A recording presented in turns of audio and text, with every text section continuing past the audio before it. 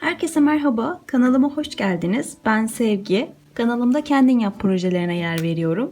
Bugün yine keyif aldığım çalışmalardan birini sizlerle paylaşacağım. Daha önce farklı dil çubuğu etkinlikleri yapmıştık. Bugün de yine dil çubuğundan çerçeve ve peçetelik yapacağız. Dil çubuğu etkinlikleri denememiş arkadaşlarıma önerimdir. Çok keyifli bir çalışmadır. Bugün kullanacağımız malzemelerden bahsedeyim. Renkli ve sade dil çubuklarımız var. Silikon tabancamız var. Ve boyamız var. Ben akrilik boya kullanacağım. Ancak sizler guaj boya, sulu boya da kullanabilirsiniz. Ayrıca şu şekilde süslerim vardı. Bunları da kullanacağım. Şimdi videomuza geçelim. Videomu izlediğiniz için teşekkür ederim. İyi seyirler dilerim.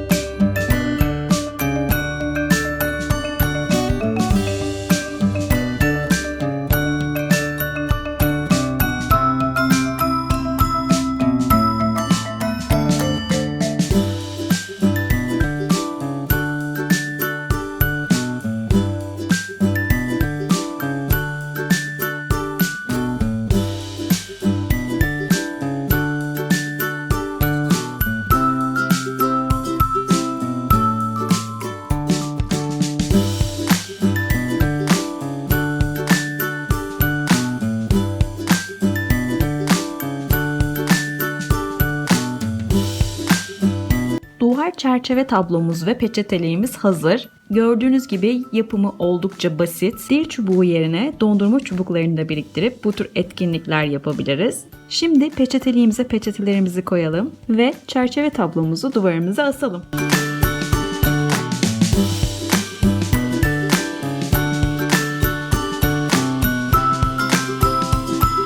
Videomu izlediğiniz için hepinize teşekkür ederim. Bir sonraki videoda görüşmek üzere. Sağlıkla, mutlulukla kalın.